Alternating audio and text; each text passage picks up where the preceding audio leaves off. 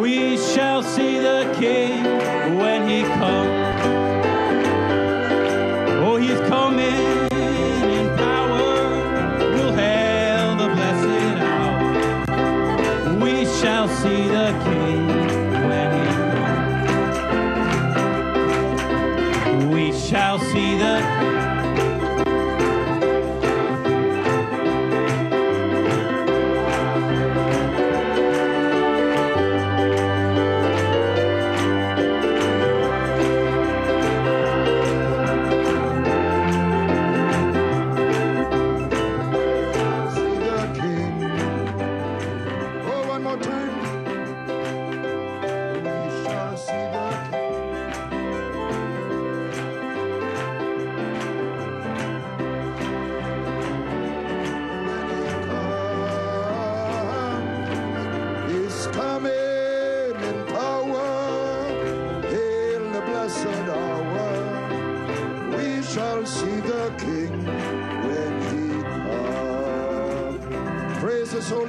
Louange à son saint nom. Béni soit le nom du roi des rois, le Seigneur des seigneurs. Louange à son saint nom. Béni soit son saint nom. Vous pouvez vous asseoir, béni soit le nom du Seigneur. Que Dieu vous bénisse tous. Il est bon d'être dans la maison du Seigneur ce matin. Hallelujah. Amen. I'm some thousands of miles from my natural home, but I'm certainly at home. Je suis à quelques milliers de kilomètres de ma maison naturelle, mais je me sens à la maison ici avec mes frères et sœurs. Sisters. Amen. Glory to God. Hallelujah. Praise God. You may be seated. We certainly appreciate those precious comments by our precious brother David Puma. J'apprécie les commentaires de notre précieux frère David Puma. Amen. Amen. And if he went on, he would have just preached my message. So. S'il avait continué, il aurait prêché mon message. Amen. Praise God. And we appreciate the specials. Every promise in the book is mine. Is it yours? Nous apprécions les chants spéciaux. Toutes les paroles de ce livre sont miennes. Hallelujah. And the Ancient of Days, what a blessing. Et l'ancien des jours, quelle bénédiction. Glory to God. Amen. Shirt button still intact. Amen. So greetings from my wife and family, Sister Monica. Les boutons de ma chemise sont toujours intacts. Ainsi, salutations de mon épouse, Sœur Monica, et mon beau-fils, Gary. Sa maman, Sœur Becky, nous apportons les salutations ce matin. Amen. Praise God. Special greetings to the gallant soldiers, brother. Salutations spéciales aux soldats vaillants. Frère David Puma, frère Joel Clark à New York, frère Tim Smith, frère Nathan Goico. Hallelujah.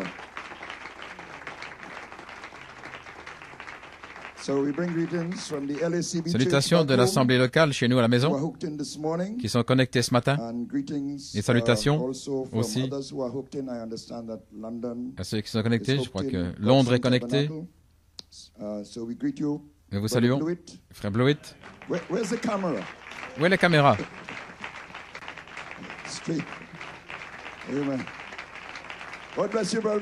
Que Dieu te bénisse, frère Blewett. Nous te saluons. Glory. Frère Blewett, son épouse et la famille, et les précieux croyants à Godstone. Notre précieux frère David Musgrove à Tucson, je crois qu'ils sont aussi connectés. Frère Jason, Sœur Pam et Sœur Bethany. Nous vous saluons dans le nom de Jésus. Et nous avons confiance que le Seigneur continue. Bénisse cette précieuse église de Tucson. Je crois que frère Peter Mayer et sœur Steffi sont aussi connectés. Et tous ceux qui sont connectés autour du monde, salutations dans le précieux nom du Seigneur Jésus-Christ.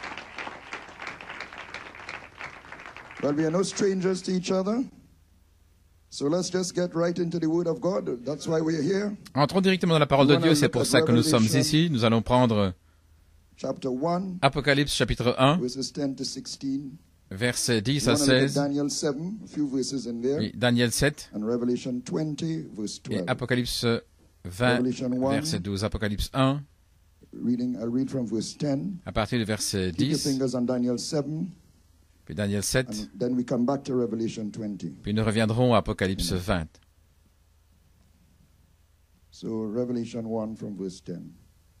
Apocalypse 1 à partir du verset 10. Je fus ravi en esprit au jour du Seigneur, et j'entendis derrière moi une voix forte comme le son d'une trompette. N'est-ce pas merveilleux d'être dans l'esprit? Amen. Je suis l'alpha et l'oméga, le premier et le dernier.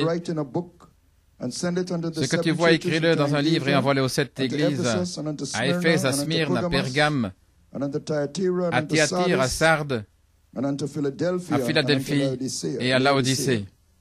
Je me retournai pour voir la voix qui me parlait, et après m'être retourné, je vis 7 chandeliers d'or. Et au milieu de 7 chandeliers, quelqu'un qui ressemblait à un fils d'homme, vêtu d'une longue robe,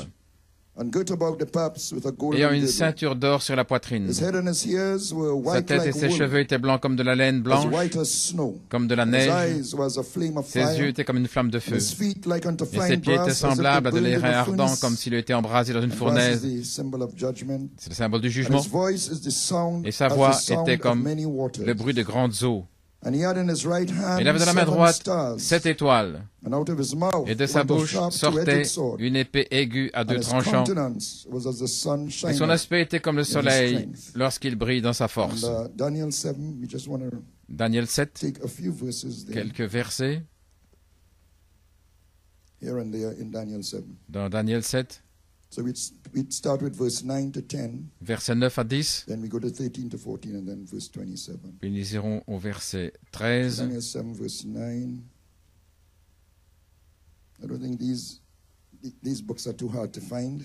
crois pas que ces livres sont trop difficiles à trouver.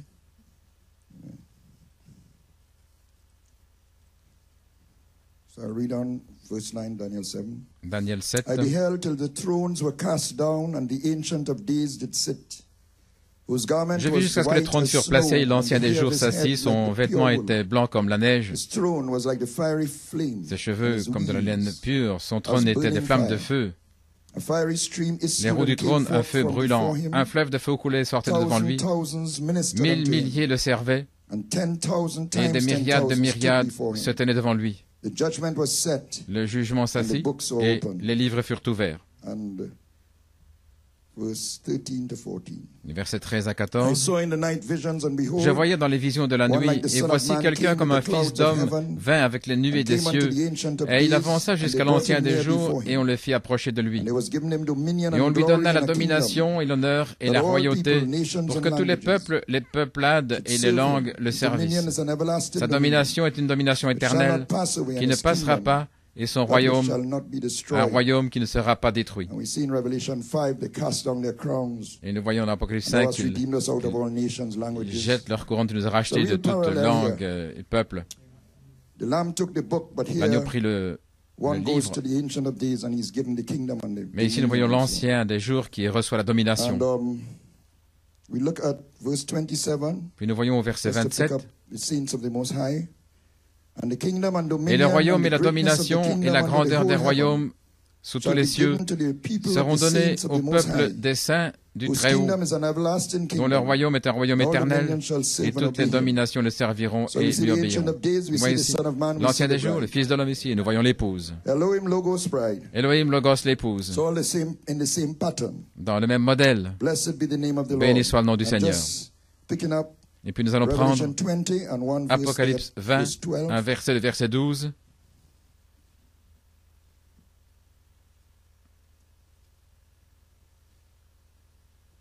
Et je vis les morts, les grands et les petits, se tenant devant Dieu, et les livres furent ouverts, et un autre livre fut ouvert, celui qui était scellé de 7 sceaux d'eau. Mais les vies individuelles étaient ouvertes. Elles doivent être jugées au départ de cet autre livre qui fut ouvert.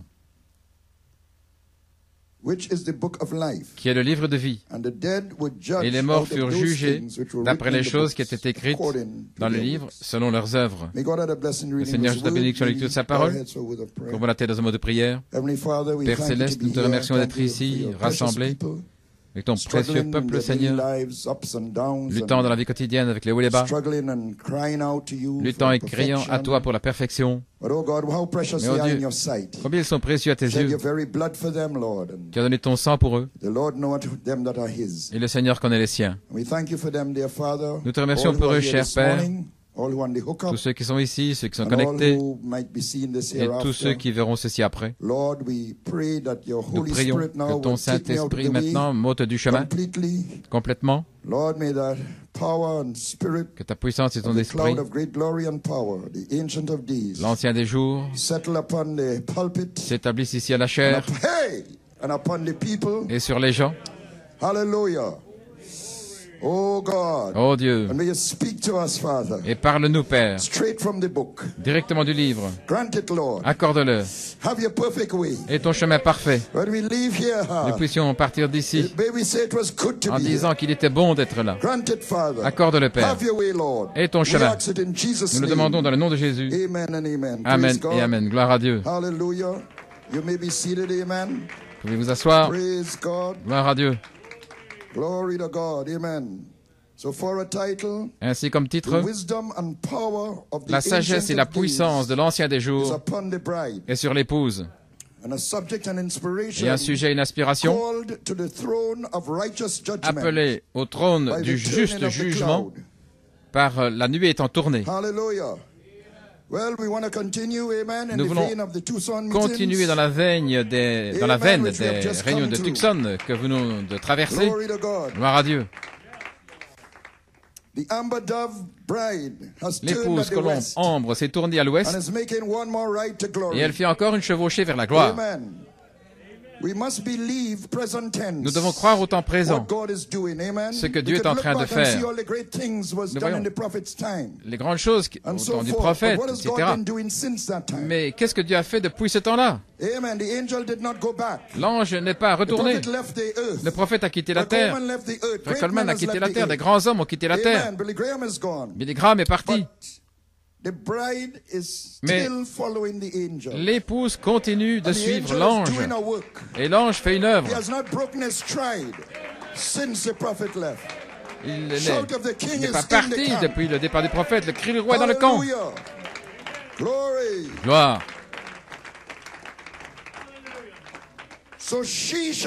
Ainsi, elle se tournera à l'ouest. Nous devons croire cela. Alléluia. Elle le fera certainement. Et après avoir ce que nous avons expérimenté à Tucson, nous pouvons vraiment le dire. Elle s'est tournée à l'ouest. Gloire à Dieu. Amen. Et elle fait encore une chevauchée vers la gloire. La foi est au temps présent.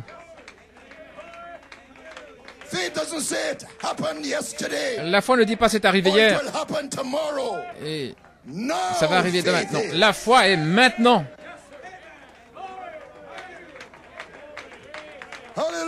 Alléluia. La colombe blanche est devenue ambre. La colombe blanche comme la neige a conduit son prophète Aigle dans les montagnes Catalina en 1965 pour lui montrer que son ennemi était mort. La maladie qu'il avait depuis de nombreuses années. Alors il a vu écrit dans le quartz, comme Frère Tim en a parlé à Tucson, le rocher sur lequel il était appuyé et qu'il pleurait, il a vu là, écrit en blanc, Aigle, blanc. La pureté. Et ce roc est Christ, sur lequel nous nous appuyons et nous pleurons pour être purifiés de purs motifs, de purs objectifs, rien du moi hybride dans le chemin, que ce soit le bon moi ou le mauvais moi, pas de situation morale à notre sujet, pas de voile ou d'agenda caché. Vous devenez son aigle blanc.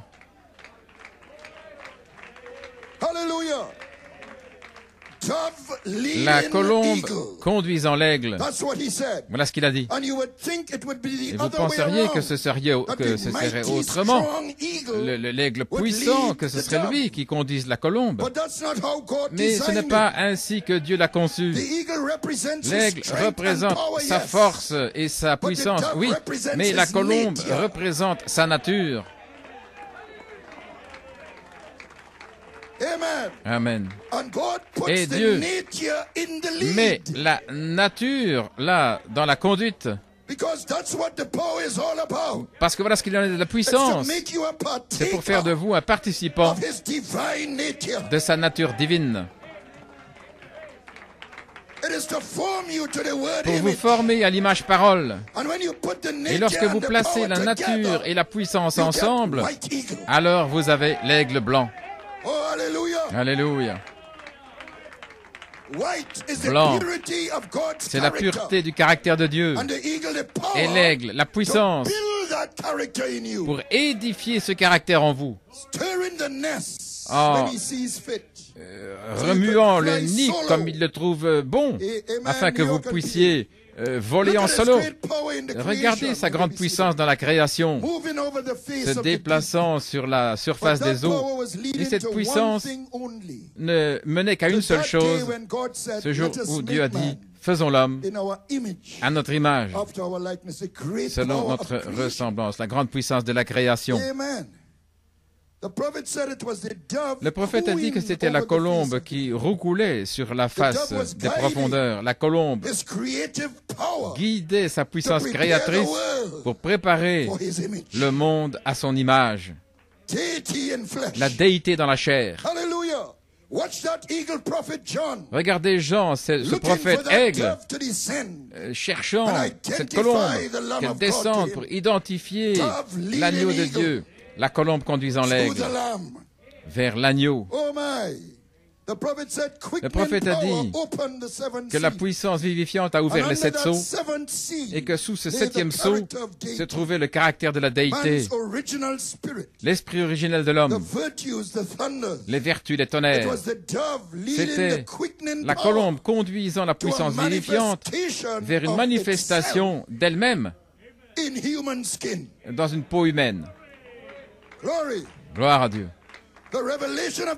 La révélation des tonnerres, en fait, ont démarré, ont commencé avec la prédication des vertus depuis septembre 74. Le prophète a dit que l'aigle blanc a dit que c'est par cela que viendrait le message suivant, la colombe conduisant l'aigle, vers la nature divine. Alors Gédéon verra les miracles. Les miracles sont là et seront là. Après que la nature fut identifiée dans les derniers mois de 1974, le 23 février 1975, la puissance de la charité a frappé à cause de cette parole. Et elle a rempli Sœur Vanessa MacDonald. Et c'était la même date que notre convention à Tucson a commencé, un dimanche. C'était un dimanche alors. Cette même puissance était là le 26 février, comme le vin nouveau, et cela a frappé à nouveau le 2 mars. Demande ce que tu veux. Et on en a parlé depuis comme étant l'onction du 2 mars. Et aujourd'hui, nous sommes le 4 mars. Et vendredi, c'était le 2 mars. C'était un dimanche alors. Le corbeau avait quitté l'arche au mois de février et seule la colombe est restée. Gloire à Dieu.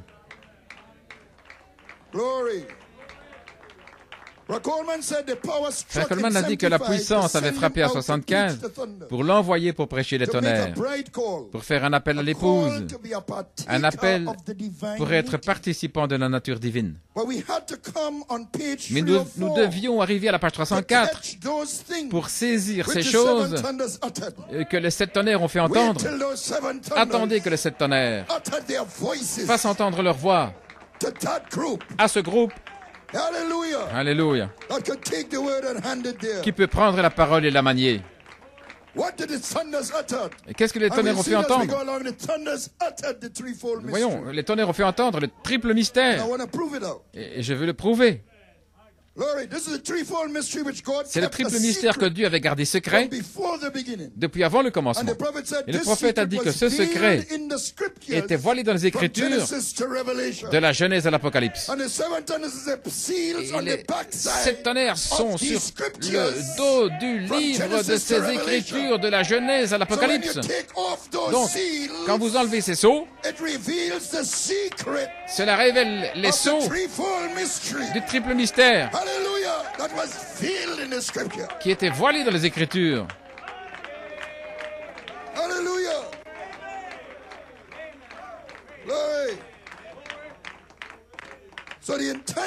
Ainsi, la Bible entière concerne ce seul but que Dieu avait dans sa pensée, un propos, un but dans toute la Bible, mais scellé de 7 sceaux, 7 tonnerres sur le dos du livre. Tout ce qui est en Dieu en Christ, tout ce qui est en Christ en vous et moi, et de retour en Éden. Tout cela étant résumé dans Saint Jean 14:20. Gloire à Dieu. Amen. Ainsi, les sceaux devaient être enlevés du livre ou brisés et placés à l'intérieur, parce que ça ne peut pas être quelque chose en dehors du livre. On ne peut pas ajouter ni retrancher. C'est quelque chose qui est caché dans le livre. Ainsi, cela a été placé sous le 7e sceau, là où se trouvent les mystères cachés de Dieu. Gloire. 7 tonnerres du dos du livre, placés à l'intérieur, attendant d'être identifiés à la venue de Christ. Attendant d'être identifiés. Gloire. Attendez que ces 7 tonnerres fassent entendre leur voix. À ce groupe, cette véritable semence de la parole, après le brisement des sceaux, et le 7e en particulier, il nous dit en Juin 63, dans Christ est le mystère de Dieu révélé, ce que les tonnerres avaient scellé. Et il le dit très clairement dans ce message. Et n'importe qui peut lire ce message et comprendre intellectuellement tout ce qui est en Dieu en Christ, tout ce qui est en Christ en nous, et de retour en Éden. Qu'y a-t-il de si mystérieux intellectuellement?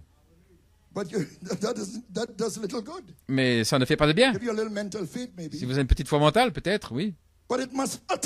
Mais cela doit retentir en vous, ça doit être exprimé à vous. Ça doit tonner à vous par révélation. Tout ce qui est en Christ doit être déversé en vous. Alléluia. Voilà ce qui vous donne la révélation de qui vous êtes. Ce qui était... Donc, qu'a fait la prédication des tonnerres? C'était déverser tout de Christ en nous, la pleine stature de Christ, comme la parole. La parole est dans l'épouse. C'est le secret.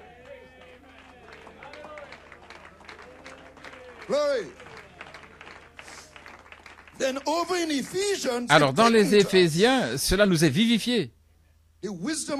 La sagesse de la révélation est venue à nous le 20 avril 2014. Saint Jean 14:20. Je suis tout ce qui est en Christ.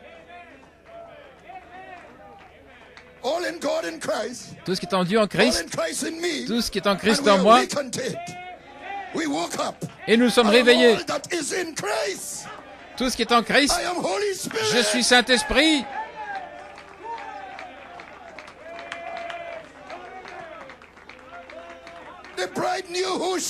L'épouse savait qui elle était.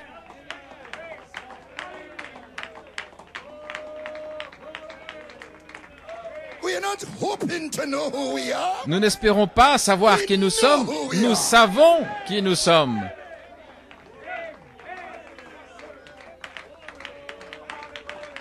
Glory. Hallelujah. Non pas que Ronald Nanton soit le Saint-Esprit. Non, la chair de Ronald Nanton n'est pas le Saint-Esprit. Mais tout ce qui est en Dieu, tout ce qui est en Christ est en moi. En tant que Joseph Perfection, la parole, je suis Saint-Esprit. Glory. Hallelujah. Woo! Hey! Glory to God. My glory. It's the seed of perfection. You may be seated. C'est la semence de perfection en vous qui est vivifiée. Then that becomes your seventh seal confession. Alors cela devient votre confession du 7e sceau. And they say they are blaspheming. Et ils disent que vous blasphémez une fausse doctrine, prêchez une doctrine de démons. Ils disent qu'ils sont Saint-Esprit. C'est une révélation que tout ce qui était en Elohim a été déversé dans le Logos qui fut fait chair et devenu Jésus-Christ.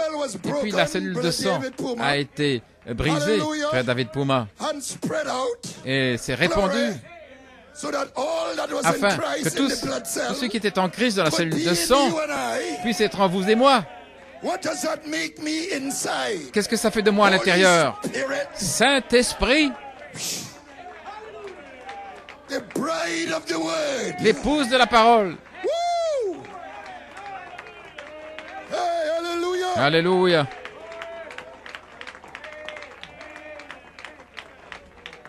My God. Ainsi, la fondation de Joseph Perfection, Abraham la foi, Isaac l'amour, Jacob la grâce et Joseph Perfection, la perfection. Et nous avons reçu le sommet de la fondation, Joseph Perfection. Mais si vous avez une fondation, elle doit être reliée, attachée à quelque chose. Sinon, la fondation ne sera pas ferme. Tous les constructeurs savent cela. Donc, la triple révélation, c'est à cela que la fondation est attachée. Donc, Joseph Perfection a été relié, attaché à Christ. Le mystère de Dieu révélé. Un triple mystère. Tout ce qui est de Dieu en vous, attaché. La fondation à vous, Jésus en vous.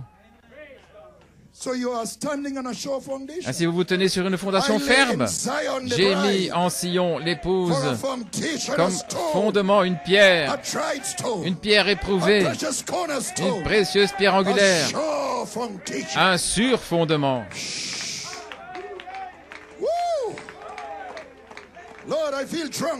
Oh Seigneur, je me sens ivre. Gloire à Dieu.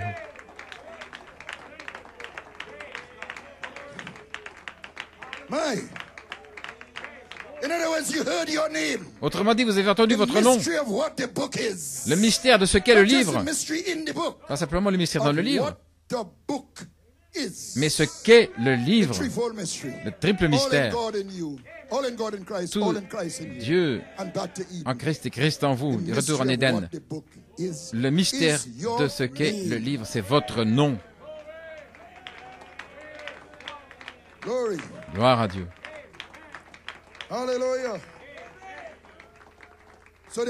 Ainsi, la fondation est posée et la semence est dans la grange, frère Nat. Ainsi, l'aigle blanc nous a conduits vers le nouveau message, le message suivant. Frère Peter Mayer a parlé. Le message suivant est de construire la structure, fondation, les principes, etc., allant jusqu'à la perfection, allant à la gloire. Donc ce triple mystère, ils appellent ça hérésie et tout le reste. Mais c'est simplement la fondation des principes de la doctrine. De quoi parle-t-il? Je dois aller à la perfection. Mais je dois d'abord me tenir sur un fondement.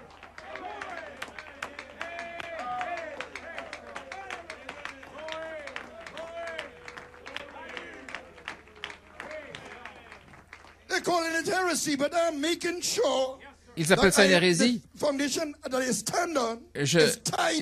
Mais je dois m'assurer que je suis sur la fondation et qu'elle est reliée et qu'elle est attachée à moi, afin que je puisse continuer pour construire le corps, la structure.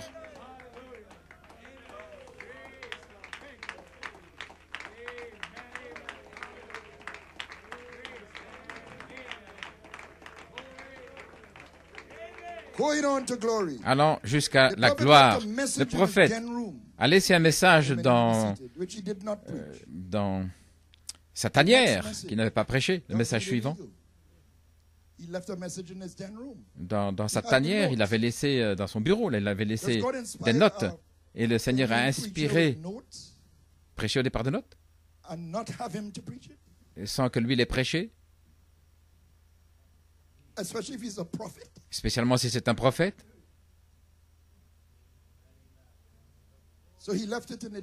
Donc il a laissé ça dans sa tanière et puis il est parti dans les montagnes Catalina. Le message suivant, c'est ce qu'il avait dit, la colombe conduisant l'aigle.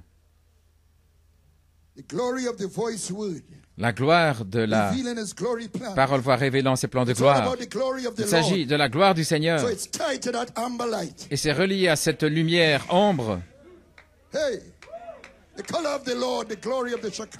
La couleur du Seigneur, la gloire de la Shekinah. Ainsi, la pose de la fondation qui a commencé avec Luther et qui a été couronnée par le message du prophète Joseph Perfection a été parfaitement identifiée l'année passée. Après avoir parlé de la colombe conduisant l'aigle en Afrique de l'Est et de l'Ouest, frère Peter Mayer en a parlé au Ghana. Et puis aussi, ça a été parlé en Ouganda. Frère Joel Nanton, ensuite, a été conduit par le Seigneur à tourner la nuée en Afrique du Sud, se tournant des enseignements à la dynamique, de la fondation à la structure. Ensuite, frère Tim Smith a eu la conduite pour un réveil de 50 jours à New York, Pennsylvanie, et après cela, après que frère Coleman ait tourné la nuée, donc il a découvert, après, en 1980, il avait déclaré aussi un réveil de 50 jours à New York. Il n'y pensait pas. Vous y avez pensé?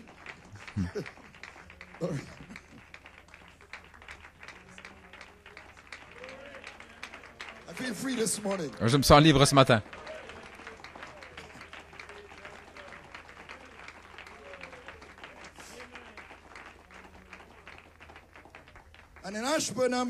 Et à Ashburnham en janvier, le Seigneur a parlé à frère Blewett. Vous voyez, différents ministres. Et il a dit, la colombe blanche est maintenant devenue ambre. C'est merveilleux. Une colombe ambre conduisant un aigle ambre vers une réalité manifestée, la parole confirmée, la gloire qui demeure. Le message suivant. Ensuite, frère Musgrove, maintenant, un autre ministre, a été inspiré d'avoir des réunions à Tucson. À quoi le prophète réfère comme la Jérusalem spirituelle. Et il se fait que ces réunions ont suivi immédiatement le réveil de 50 jours à New York et en Pennsylvanie, immédiatement après. Ils ne se sont pas assis pour planifier ça. En disant, Joël va tourner la nuée, et puis je vais déclarer un réveil de 50 jours. Le prophète a fait ça. Et puis, frère Musgrove, toi, tu vas avoir une convention après. Et puis, frère Blewett va en parler. Non. C'était absolument le Saint-Esprit.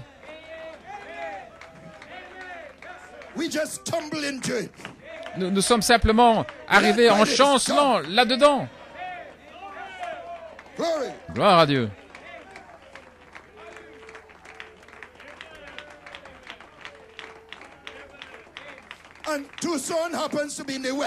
Et Tucson, il se fait à l'ouest.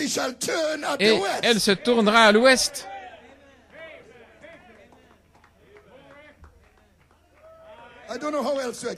Je ne sais pas comment l'exprimer autrement.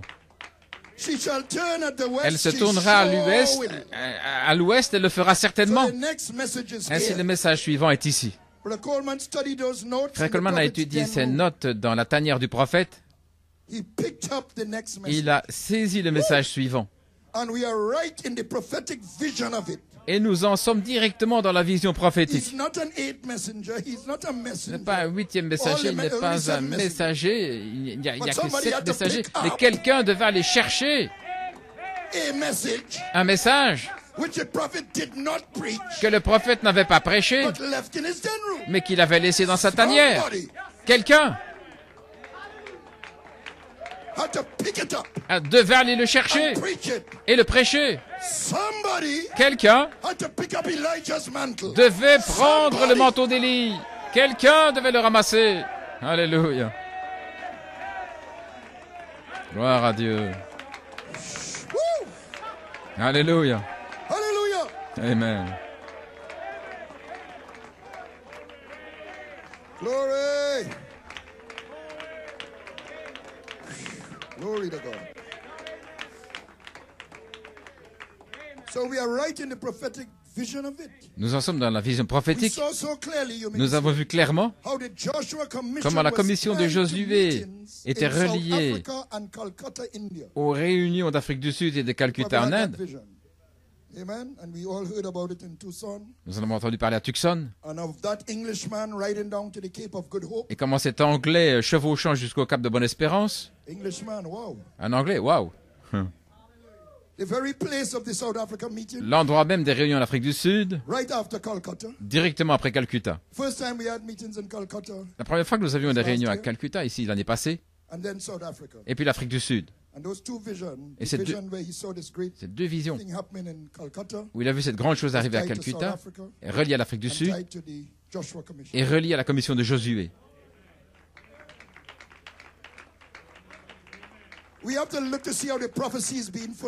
Nous devons voir comment la prophétie s'accomplit depuis le départ prophète, parce que le prophète n'est pas là pour nous dire quoi faire.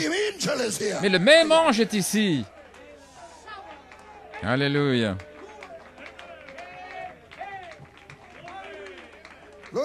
Gloire à Dieu. Ça ne fait de nous rien de spécial. C'est simplement ce que Dieu est en train de faire. Ainsi maintenant, la colombe ambre est ici pour amener la puissance par la commission de Josué, pour nous former à l'image parole, de gloire en gloire, dans un appel à la résurrection, un appel pour retourner à votre esprit originel, votre gloire originelle. Veuillez vous asseoir. Maintenant, qu'est-ce que la gloire du Seigneur? Voici une définition que Frère Coleman a partagée. La gloire signifie la nature et les actes de Dieu, caractère et la puissance,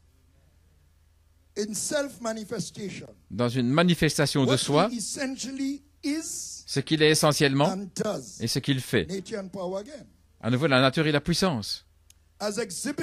Comme démontré, comme il se révèle lui-même, particulièrement dans la personne de Jésus-Christ, la splendeur divine et la perfection du caractère et des voies de Dieu, le caractère et ses voies, la puissance, démontrée par Christ, dans et par des croyants, émanant de manière surnaturelle de Dieu dans la gloire de la Shekinah, la nuée et la colonne de feu. Ainsi, le surnaturel est libéré de la triple révélation par la colombe ambre, aigle et l'aigle. Le prophète dit qu'un mystère est une vérité cachée au préalable et maintenant qui est révélée de manière divine, mais où un élément surnaturel demeure malgré la révélation. Ainsi, la révélation apportée par l'aigle blanc a posé la fondation. La révélation, c'est la foi. Mais un élément surnaturel demeure.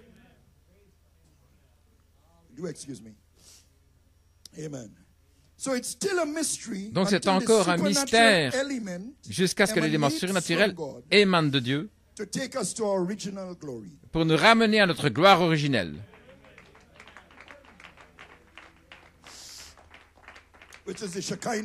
qui est la gloire de la Shekinah. La gloire de la salle du trône. Nous avons lutté pendant des années pour être comme Jésus, mais nous devions attendre que la colombe surnaturelle nous emmène vers le haut dans la pyramide, l'adoption spirituelle. Seigneur, aide-nous, change-moi, nous luttons, débarrasse-moi de ces habitudes, de cet orgueil, de cet entêtement. Débarrasse-moi de cela, Seigneur, jour après jour. Nous avons lutté pendant des années. Mais il faut que ce soit Dieu pour amener un homme là-bas. Il faut la colombe ambre pour nous amener là vers l'agneau, pour que ce soit formé en nous par la puissance de Dieu. Amen. Ensuite vient votre adoption physique, le changement de corps, après votre adoption spirituelle. Et c'est votre glorification, votre adoption physique, votre nouveau corps. C'est votre robe. Mais vous devez avoir une adoption spirituelle. Et la robe vient au-dessus de votre esprit humain, alors que vous êtes comme Jésus, être comme Jésus. Être comme Jésus. Combien je désire être comme lui. Oh là là. Gloire.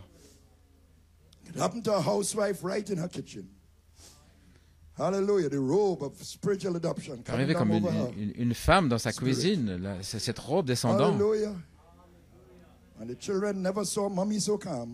Et les enfants n'ont jamais vu maman tellement aussi calme.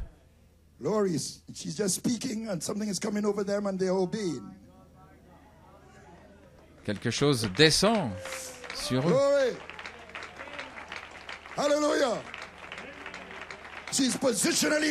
Elle est placée positionnellement. Alléluia. Elle sait exactement comment leur parler et calmer leur esprit. Maintenant, la nuée tournée par inspiration libère cet élément surnaturel parce que c'est passé des enseignements à Christ. C'est ce qu'a dit le prophète, et Christ, c'est la dynamique. Il a dit que la dynamique de sa parole promise doit entrer dans l'Église pour nous conduire au calvaire là-bas et ensuite à l'enlèvement. Ainsi, la colombe ambre vous conduit au calvaire pour devenir l'agneau de Dieu. Pour ajouter la tempérance, la patience, la piété, l'affection fraternelle. Et votre homme hybride ne veut pas aller à la croix. Aller à la croix et sentir le sang de Jésus qui entre. Ce n'est pas votre homme hybride qui vous a conduit là. L'homme hybride ne veut pas aller là. C'est quelque chose d'autre en vous. Le germe, semence originelle qui se pousse là pour amener l'homme hybride au pied de la croix. Là, à la croix, là, que là soit ma gloire jusqu'à ce que mon âme enlevée trouve du repos au-delà du voile. Ce n'est que le fils semence originel qui vous amène là pour vous abandonner, pour abandonner l'homme hybride. Une véritable, authentique expérience du calvaire. Est-ce que tout a été posé sur l'autel du sacrifice? Contrôle de l'esprit. Vous abandonnez complètement le moi hybride et le guide, la colombe ambre vous emmène vers l'omnipotence par cette voie vécue. Un homme complètement abandonné à Dieu est omnipotent.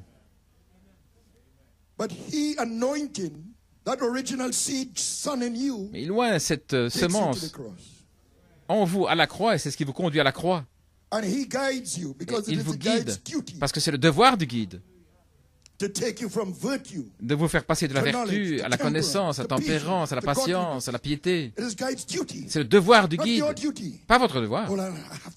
Je dois essayer de faire de mon mieux, contrôler mon tempérament, parce que Dieu veut la tempérance. Ça ne marche pas ainsi, pas du tout. Ce n'est pas votre devoir. C'est son devoir. Votre devoir, c'est de vous abandonner à lui, de vous abandonner à lui. Mais c'est son devoir de vous emmener à la tempérance, de vous emmener à la patience, de vous emmener à la piété, de vous emmener à l'affection fraternelle.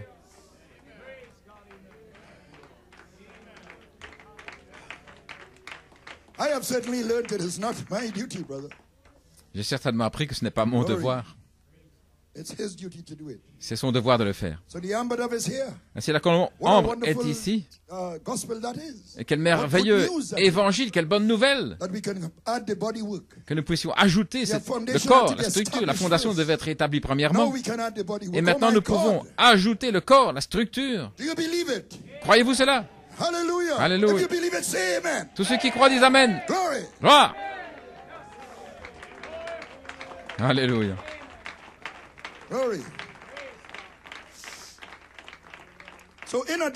Dans l'adoption, la nuée de gloire, la tête, vous couvre de son ombre comme avec Jésus au moment de la transfiguration.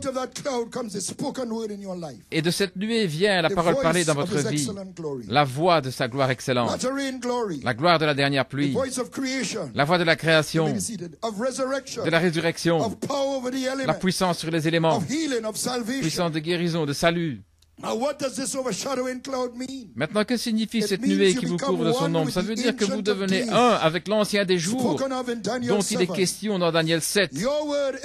Votre parole est aussi bonne que celle de votre Père. C'était sur la vieille croix rugueuse, lorsque ces cellules de sang là sont mortes, lorsqu'il a été crucifié.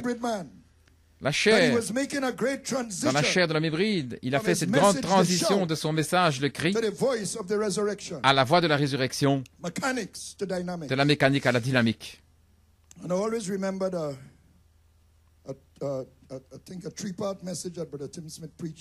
suis toujours rappelé d'un message en 3 parties que frère Tim avait parlé sur la résurrection.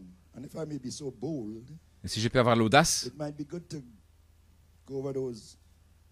il serait bon de réentendre ces messages. Gloire. La puissance étant rendue parfaite dans la faiblesse. Une transition du cri à la voix. Il s'était crié d'une voix forte. Ce n'est pas l'homme de chair. Non, ce n'était pas l'homme de chair. La dernière goutte de sang était sur le point de quitter son corps. Donc, ce n'est pas l'homme de chair qui c'était le Logos qui s'est écrié. Et les rochers se déchirèrent et les tombes furent ouvertes. La voix de l'archange qui était voilée dans le cri et qui a été prêché par révélation, par vertu de la connaissance, les enseignements, se sont transformés en la voix de la résurrection dans un temps de grand rejet et de moquerie, là, sur la croix.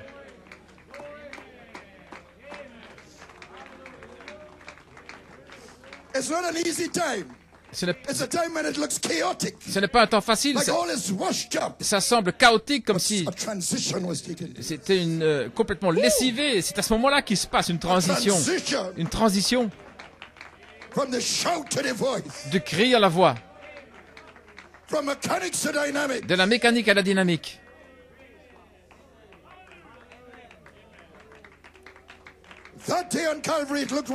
Ce jour au Calvaire semblait être lessivé, mais l'élément surnaturel qui demeurait dans le cri allait sortir. Et cela a amené une nuée de témoins de l'Ancien Testament sur la terre lors de l'ouverture du paradis. Et ils sont apparus à plusieurs à Jérusalem après sa résurrection. Il est question là d'une nuée de témoins dans Hébreux 11. Ceux qui dormaient là se sont joints aux vivants dans cette période de 40 jours de la résurrection, et c'est basé sur cette écriture que le prophète a parlé d'une période de 40 jours, lorsque les vivants et ceux qui sont endormis seront rassemblés. Frère Coleman a dit que la voix de l'archange nous prépare à entendre la voix de la trompette. Gabriel annonçant la venue réelle du Seigneur lorsqu'il se joint à une grande nuée de témoins remontant jusqu'à Adam, son épouse, pour le souper des noces. Maintenant, regardons la signification de cette nuée. Nous voyons qu'il en est question dans Daniel 7. Le prophète en parle dans l'âge de Thyatire. Jean dit qu'il était dans l'esprit au jour du Seigneur, pas le 7e jour, pas le dimanche, c'est une erreur. Nous voyons, en sont dans les Écritures, que c'était le jour du Seigneur. Ceci, c'est le jour de l'homme. La venue du Seigneur sera son jour à lui. Et nous le voyons là, au jour du Seigneur. Et quand il a vu le Seigneur, il avait des cheveux blancs comme la neige. Ça représente le juge et autre chose. Ce n'était pas un prêtre parce qu'il était saint là, à la taille, ce qui signifie le service, mais il était saint au niveau de la poitrine, signifiant qu'il était un juge. Nous voyons maintenant, il était là au milieu des 7 chandeliers d'or. Et là, l'ancien des jours, le trône blanc, le jugement, lorsque Daniel l'a vu, venant comme l'ancien des jours dont les cheveux sont blancs comme la neige.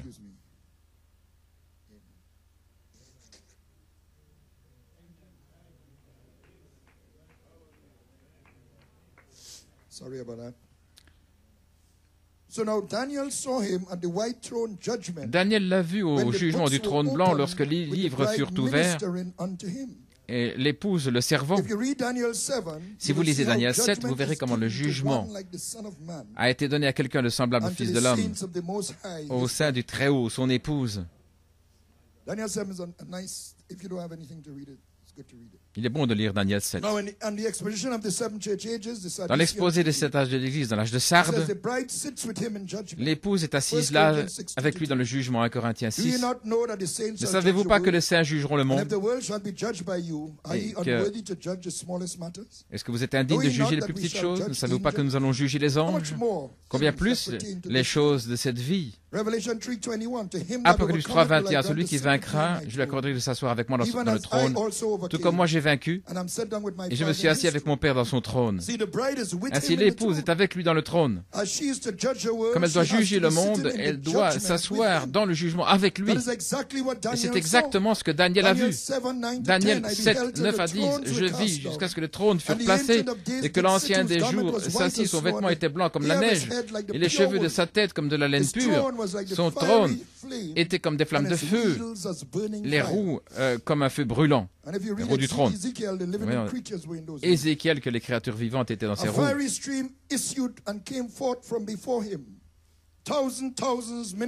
Des milliers de milliers le servaient, et des myriades de myriades se tenaient devant lui.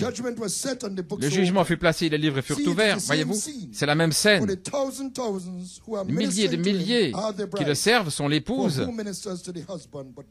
Car qui sert le mari sinon l'épouse? Donc il est là au trône blanc. C'est le même qui est venu dans la nuée en 1963. Alléluia. Les cheveux blancs comme la neige, le même qui marchait là au milieu des 7 chandeliers d'or, jugeant l'Église, comme nous l'avons lu dans Apocalypse 1. Je connais tes œuvres. Il condamnait l'Église naturelle, mais il saluait l'épouse de l'âge. Quand nous pensons au jugement, nous pensons à la condamnation, le feu, la destruction.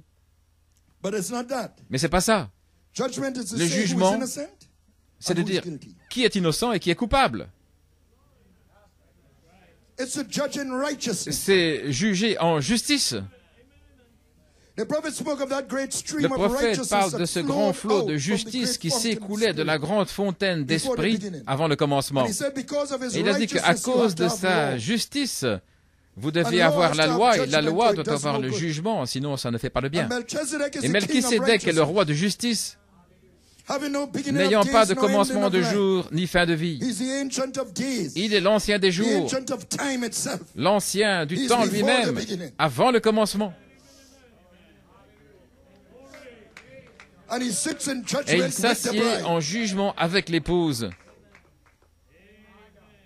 Un juge ne juge pas simplement entre le bien et le mal. Pardonnez-moi, il juge entre ce qui est vrai et faux, entre l'esprit de vérité et l'esprit d'erreur. Regardez la sagesse de Salomon. Comment il a jugé qui était la véritable mère et qui ne l'était pas. Ainsi, le jugement sera toujours glorieux pour certains et horrible pour les autres. Ça dépend de là où vous vous trouvez. Nous étions tous coupables. Mais si vous avez accepté le jugement qu'il a pris pour vous, par le sang versé, qui vient par la révélation de la parole pour votre âge, alors c'est glorieux. Levez les yeux. Votre rédemption approche. Alléluia. Gloire à Dieu. Pour ceux qui étaient dans l'arche, c'est glorieux. Pour ceux à l'extérieur de l'arche, c'était horrible. Il savait qui accepterait l'expiation et qui n'accepterait pas. Ainsi, c'est par préscience qu'il vous a élu et qu'il a placé votre nom dans le livre de la rédemption, la section de sang du livre de vie. Quand vous avez reçu la parole pour votre âge, alors il y a une expiation de sang là. Et vous êtes épargné du jugement. Il est au milieu des chandeliers d'or dans le jugement. Il ne juge pas le monde. Là, dans les âges de l'Église, il marchait là. Parce que le jugement commence dans la maison de Dieu. Nous le voyons représenté avec cette autorité dans les âges de l'Église au milieu des chandeliers d'or. Et il est identifié là comme étant l'épouse. Saint autour de la poitrine. Donc, elle, faisant partie de lui, elle a la même perruque de la déité suprême, juge suprême, c'était lui en elle. C'est une perruque des 7 anges célestes qui étaient derrière les anges terrestres des sages de l'Église, tirant, faisant sortir les élus, l'épouse en chaque âge une nuée de témoins. Les anges célestes étaient la dynamique, mais les anges terrestres étaient la mécanique. Ainsi, ils formaient la nuée que le prophète a tournée de la mécanique à la dynamique en 1965, quand il a tourné la nuée. Ils étaient la puissance vivifiante derrière les messagers. Et ils ont pris une nuée de témoins dans les âges de l'Église, les croyants. Et donc, cela forme ensemble la perruque de l'ancien des jours à travers cet âge de l'Église. Ainsi, nous serons assis avec lui dans son trône sur la terre dans le millénium. Comme il était assis avec son Père dans son trône, la même perruque de la déité suprême, c'était l'onction sur Pierre. Quand il a dit, « Pourquoi avez-vous menti au Saint-Esprit » C'était Dan, l'aigle, le jugement. Dan signifie le jugement, juger. Et le symbole, c'était l'aigle. C'était le chérubin, l'aigle. L'esprit des chérubins était autant dans les roues du trône de l'ancien des jours, emmenant l'épouse vers le trône. Ce sont les gardes du trône. Alléluia. Votre arbre de vie, c'est la domination du trône. Une partie de la divinité, une partie de la déité, de s'asseoir avec lui dans son trône. Tout ce qui est en Christ en vous, tout ce qui est dans l'ancien des jours est en vous. Gloire. Tout est reflété dans la triple révélation, la même vie. La domination du trône. Il doit régner, mais il ne peut le faire qu'avec sa reine. La domination est donnée à l'homme et à la femme. Il les a créés, hommes et femmes. Alors il leur a dit, pas lui, mais qu'ils aient, eux, les deux, qu'ils aient la domination. qu'il domine. Si lui seul a la domination, ça brise les Écritures. Ça doit être mari et femme, roi et reine.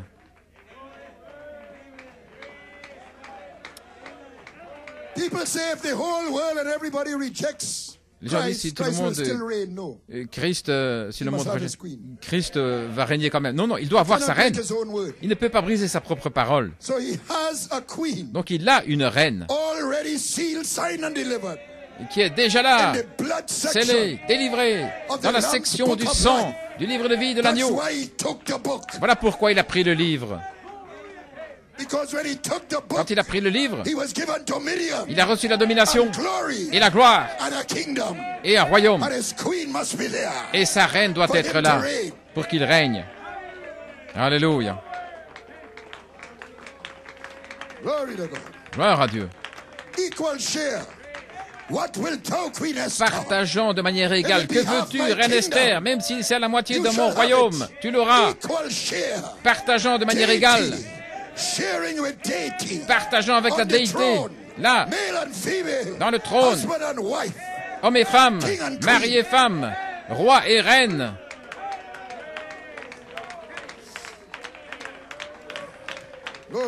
Gloire à Dieu.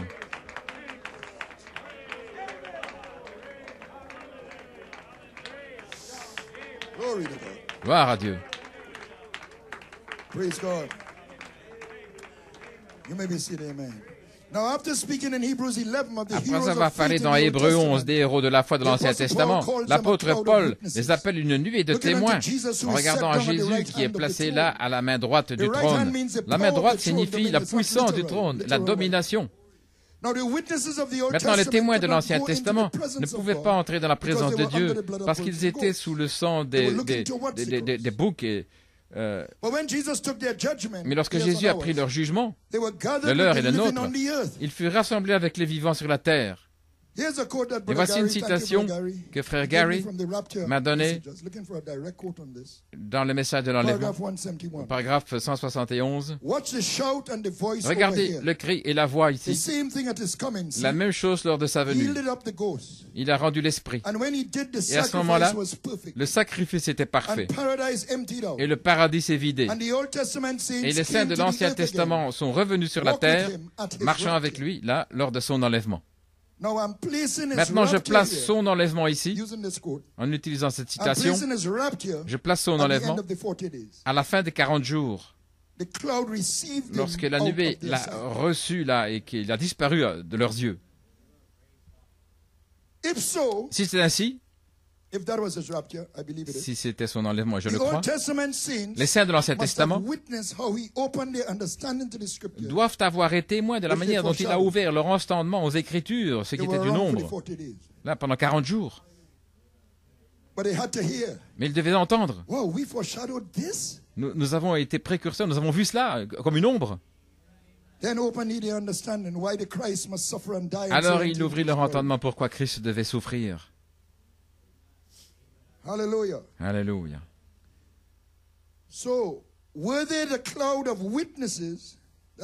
Donc était-il la nuée de témoins avec lesquels il est monté? Daniel 7 a dit qu'il est venu avec les nuées du ciel et qu'ils l'ont amené devant lui, l'ancien des jours. Ils ont dit, levez vos têtes, vous, portail. Il a dit que Jésus n'avait rien dit. Ils ont dit, élevez vos têtes, vous, portail, portes éternelles, et le roi de gloire entrera. Ils l'ont amené devant lui. Et ils ont dit, qui est le roi de gloire? Le Seigneur, le puissant. Il nous a rachetés. Il nous a ramenés. Il a pris les clés de la mort, de l'enfer et du tombeau. Le Seigneur, le puissant dans la bataille. Ouvrez-vous. Ils ont parlé pour lui.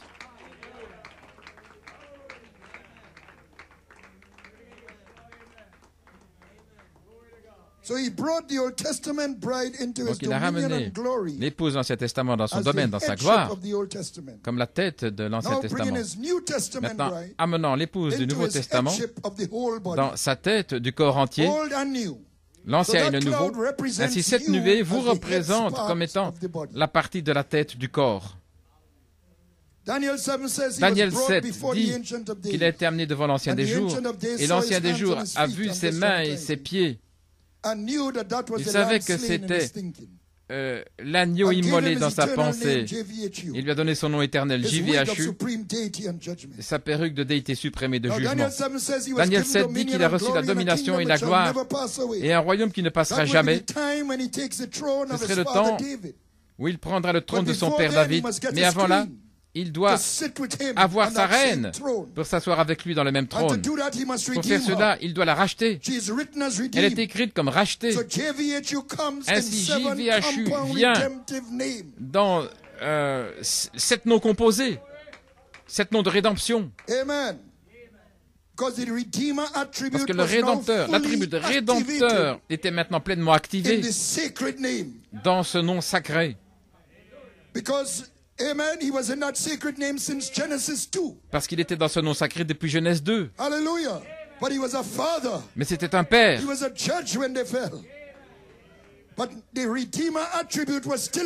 Mais l'attribut de Rédempteur était encore en lui, mais pas encore activé. Mais quand Jésus est venu, c'était Jéhoshua. Jéhovah sauve. Alors l'attribut de Rédempteur fut activé dans JVHU. Et quand il a vaincu comme Rédempteur, alors il est monté et il a reçu le nom nouveau, qui est JVHU avec le nom de Rédempteur activé. Donc il vient dans les âges de l'Église comme étant le Rédempteur. Mais dans les 7 titres composés, Jéhovah Jireh, Jéhovah Rapha, Jéhovah Nissi, Jéhovah Ra, Jéhovah Tzidkenu, Jéhovah Shammah. Alléluia.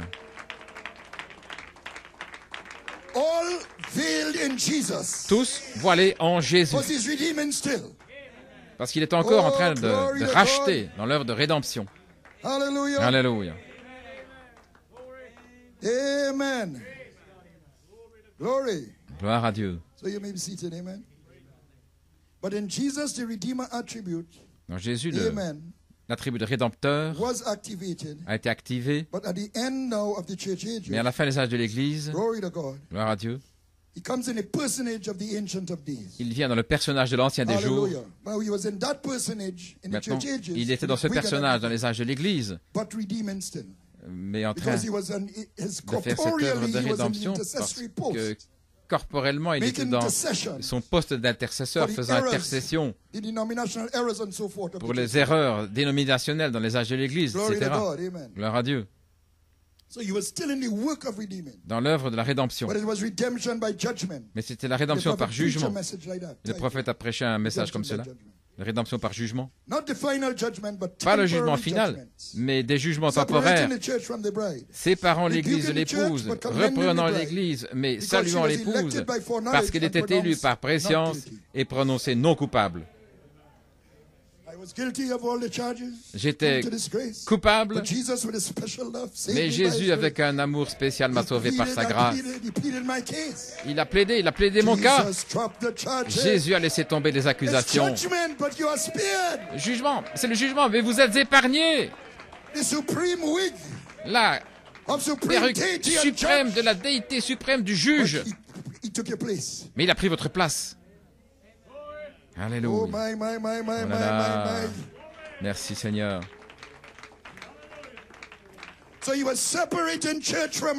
Donc il a séparé l'Église de l'épouse. Et cette séparation continue jusqu'à ce que seulement l'épouse reste. Oui, c'est tonnerre. Comment est-ce qu'il peut causer la séparation? Les sept tonnerres, c'est ce qui est promis à l'épouse. Amen. Mais c'est Dieu qui sépare. Si vous acceptez que Jésus a pris votre place et quelqu'un d'autre n'accepte pas ça, alors il y a une séparation.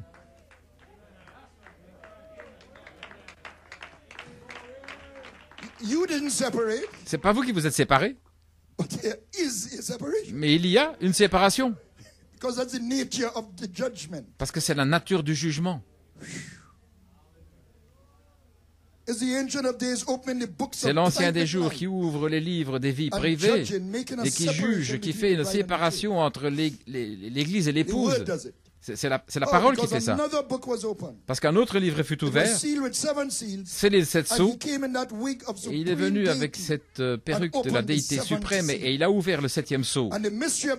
Et le mystère de ce livre a été révélé en partie dans les âges de l'Église. Donc il a amené un jugement temporaire à ce moment-là. Maintenant, ce qu'il faisait, c'était l'intercession. Son corps était là sur l'autel du sacrifice dans le ciel, faisant intercession pour nos erreurs dénominationnelles. Les Écritures disent que le ciel doit recevoir jusqu'à la restitution de toutes choses. Donc, alors qu'il faisait intercession, les messagers ont combattu pour restaurer. Ils ne le savaient pas, mais ils combattaient pour ramener Élie. Parce que Jésus a dit que Élie allait venir pour restaurer toutes choses. Et il l'a fait. La plénitude de la révélation est venue.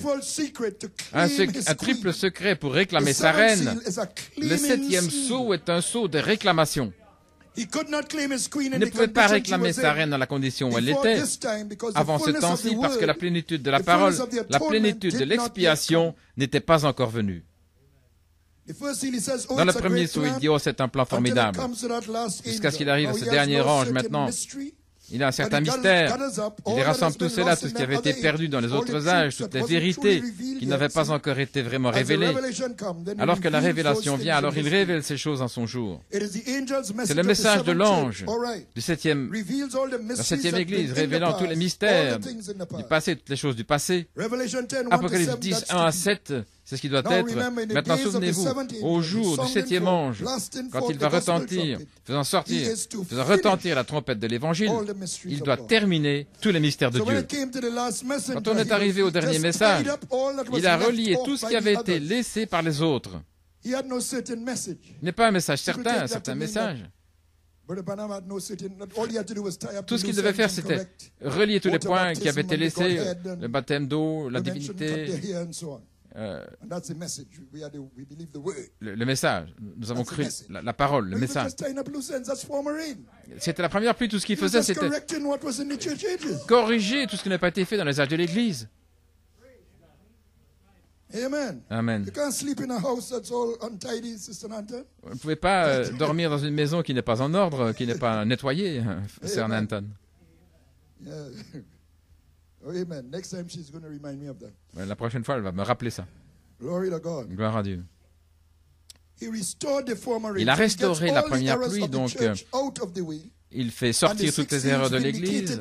Et les 6 sceaux ont confirmé cela, corrigeant le baptême d'eau, etc. Les 6 sceaux. Voyez, on fait cela. Il était, quand il est arrivé dans les sceaux, il a vu tout ce qui était du diable dans les dénominations. La parole confirmée. Mais le 7e sceau,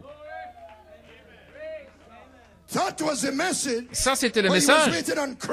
Et là, il attendait Christ, l'ancien des jours, qu'il vienne pour ramener ce message, pour réclamer une épouse.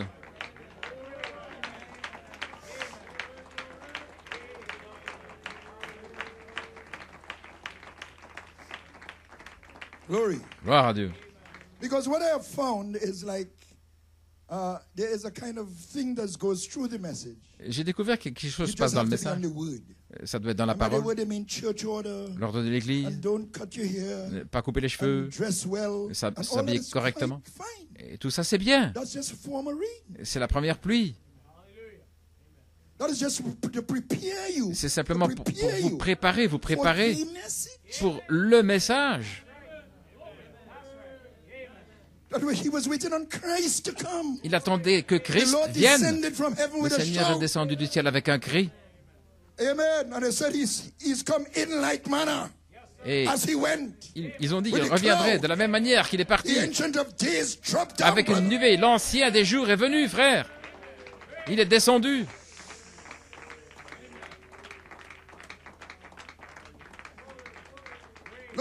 Gloire à Dieu. Ainsi, l'agneau vers celui qui est là sur le trône de miséricorde et de jugement. En fait, c'est un trône de jugement, mais le sang est là. Et ce qui en fait un trône de miséricorde pour ceux qui acceptent ce sang par révélation dans chaque âge. Donc, jusqu'à ce que le sang soit aspergé complètement, l'agneau peut réclamer son épouse. Et il fait sortir tout le reste du chemin. La divinité expliquée, le baptême d'eau, faire ceci correctement, ne pas faire ceci, ne faites pas cela. Alléluia. Et l'agneau se prépare à descendre pour réclamer l'épouse. Et le prophète sanctifie la place. Mais le roi qui vient, le roi va venir. Débarrassez-vous du rouge à lèvres.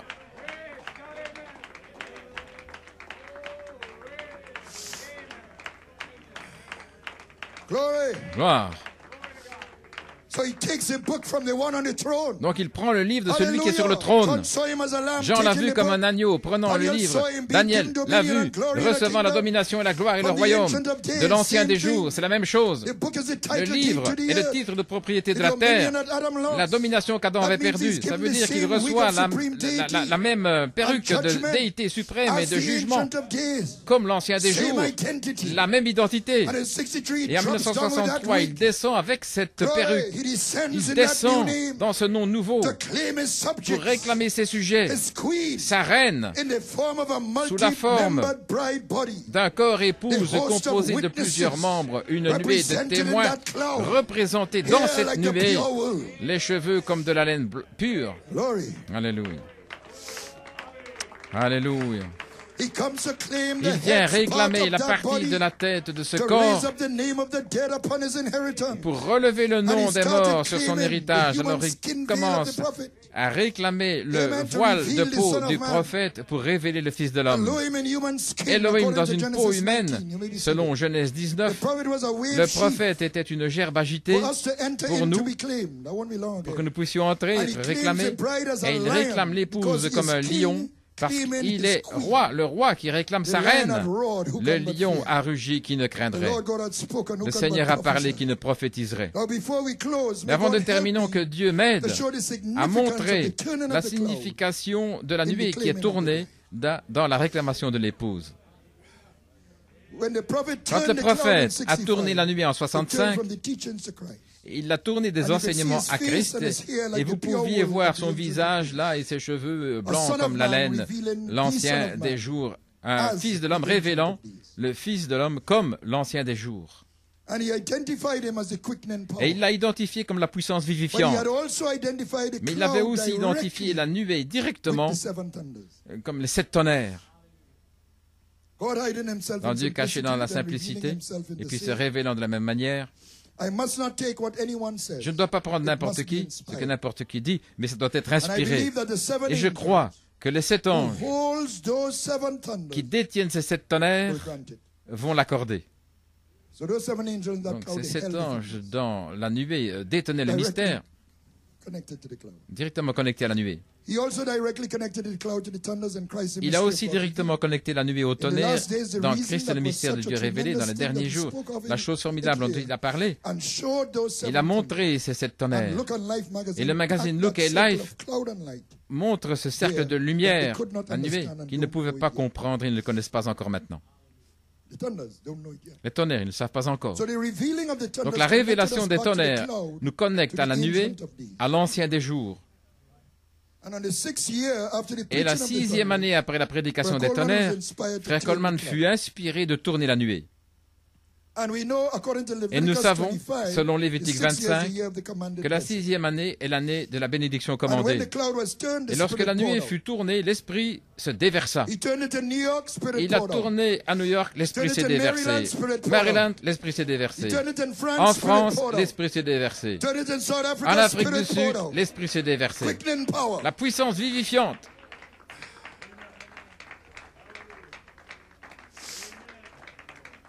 Et certains d'entre nous ici en sont témoins. J'étais à Trinidad, nous étions critiqués. Mais malgré tout ce qui n'allait pas avec Israël, Israël était béni. Le prophète a dit que je ne peux pas avoir un réveil sans défection, alors je le prendrai avec les défections et tout. Mais laissez-moi avoir un réveil. Alléluia.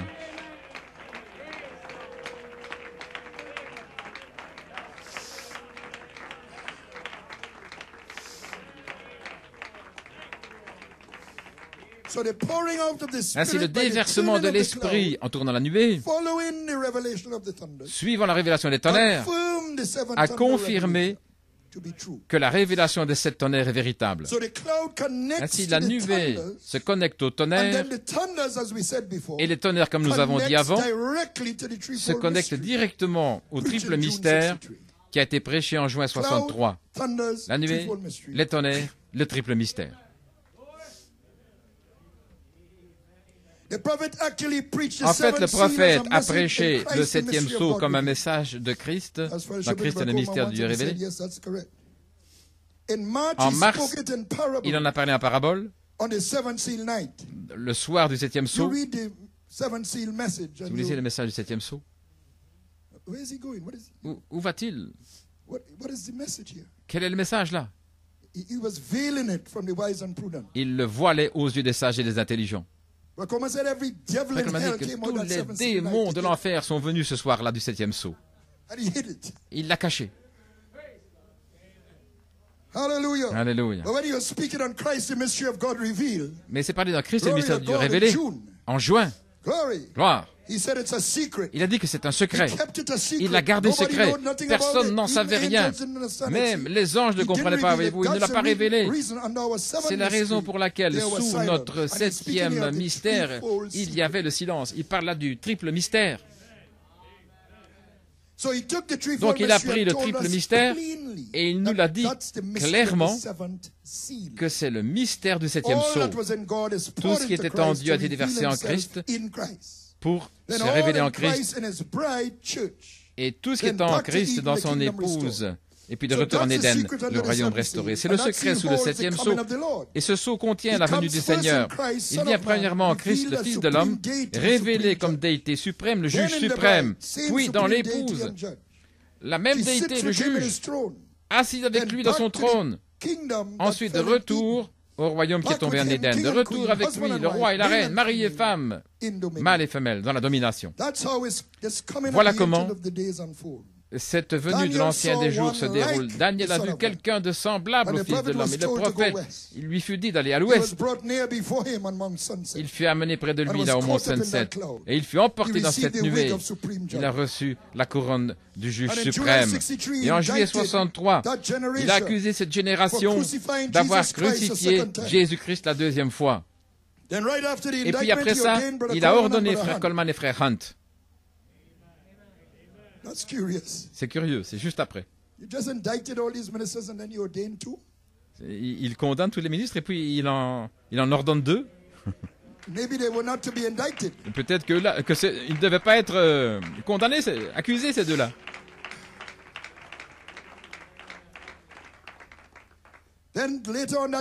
Plus tard cette année, il a prêché le procès, il a mis la parole en procès. Alléluia. Après l'accusation vient le procès. En mars 64, le jugement a frappé la côte ouest, le tremblement de terre de l'Alaska. Il a dit que c'était Jésus-Christ qui avait été officiellement rejeté. L'accusation, le procès et puis la sentence. Comme signe. Gloire à Dieu. Mais avant ça, il faut une investigation. 2 anges allant vers Sodome. Et le dernier de ces 2 anges est parti. Alléluia. L'investigation, l'accusation, le procès et puis la sentence. C'est le jugement. C'est un jugement juste. Alléluia.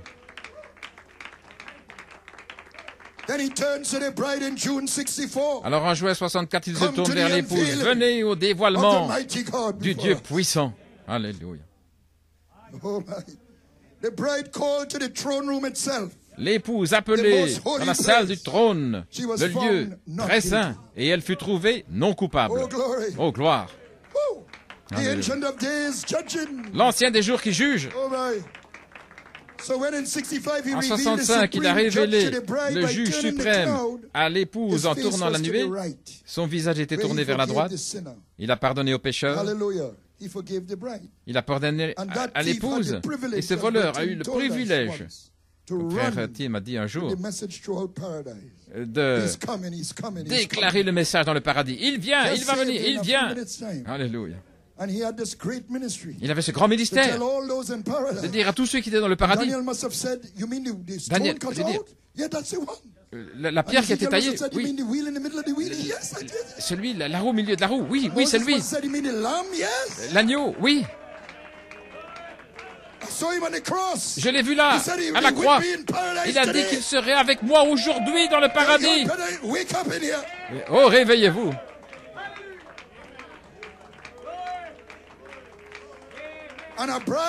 Et il s'est tourné vers la droite. Il nous a pardonné. Et nous courons avec le message. L'appel à la résurrection. Préparez-vous. Préparez-vous. Il est proche. Nous sommes en route vers le pays de la gloire. Alléluia. Gloire. Gloire à Dieu.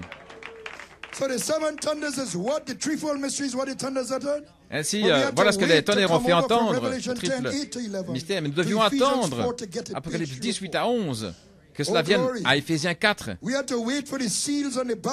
page 304, que les tonnerres se fassent entendre à nous. Alors, nous puissions dire, je suis tout ce qui était en Christ, je suis Saint-Esprit. Donc ici vient l'Afrique du Sud. Frère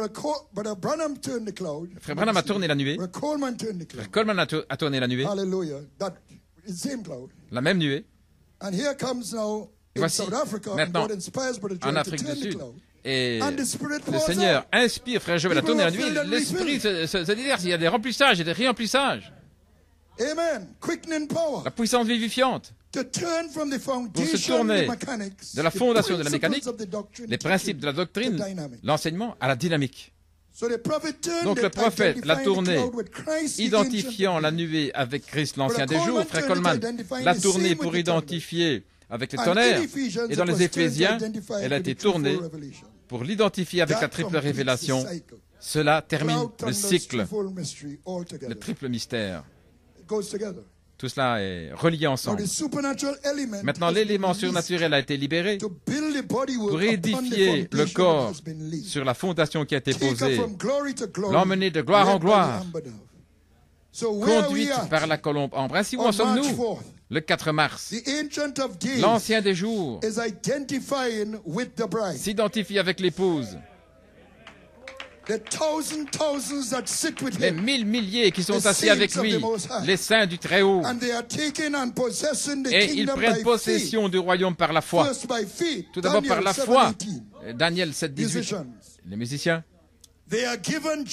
ils reçoivent le jugement pour discerner tout esprit dans le message et en dehors.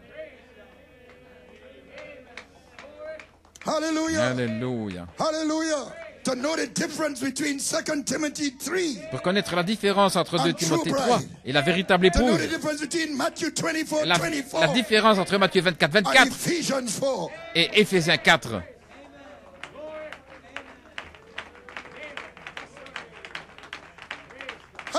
Alléluia. Gloire à Dieu. Et de certains, ayez compassion.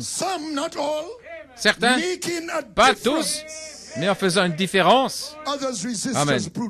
Alléluia. Les autres qui résistent, de brutes épaisses. Vous devez avoir le discernement pour faire ça. Amen. Vous devez avoir la perruque de l'ancien des jours sur vous. Mais c'est votre ministère. Vous allez déclarer le jour de vengeance. Vous devez discerner. Vous devez distinguer. C'est votre ministère. Et de certains, ayez compassion. En faisant une différence. Gloire à Dieu.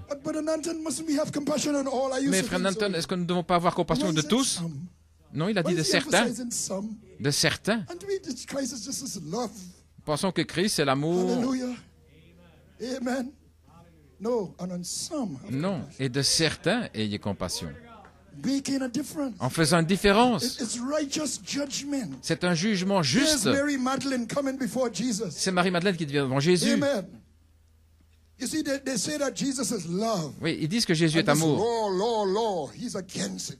Et la loi, il est contre la loi, donc il va montrer l'amour. Mais regardez, Marie-Madeleine était prise en adultère. Il y avait des témoins. Amenons-la devant les rabbins. Voyons ce que ce rabbin va dire. Il prêche la miséricorde. Voyons s'il va briser la loi de Moïse. Donc il l'amène devant le rabbin. Et dit, rabbin, cette femme a été prise en adultère. Jésus dit, vous avez des témoins? Oui, nous avons des témoins. Voilà l'ancien Eliezer et l'ancien ici Habakkuk.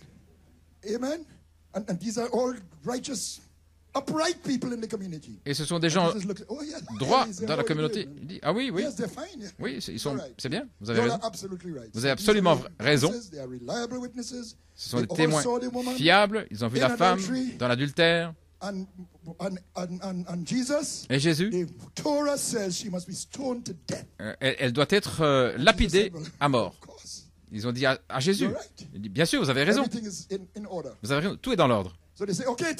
Ok. Attendez, qui dit Jésus. En tant que rabbin, j'ai le droit de dire comment ça doit se faire. Nous allons le faire. Je ne vais pas briser ma propre loi. Nous allons le faire. Oui, c'est le jugement. Le jugement est correct. Elle doit être lapidée. Elle devrait être lapidée. Non, parce que vous êtes trop méchant et sans miséricorde. Non. Elle devrait être lapidée, c'est la loi. Mais laissez-moi vous dire comment on va le faire. Que celui qui est sans péché jette la première pierre.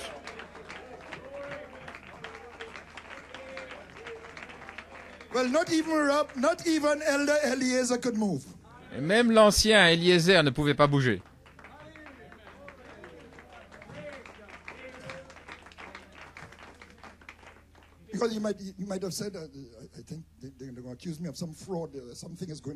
Il pourrait dire, il m'accuse de fraude, d'avoir fait quelque chose. Je ne vais pas bouger de là. Donc tous, un après l'autre, ils sont partis. Quelqu'un t'a-t-il condamné? Non, Seigneur. Tous les témoins sont partis.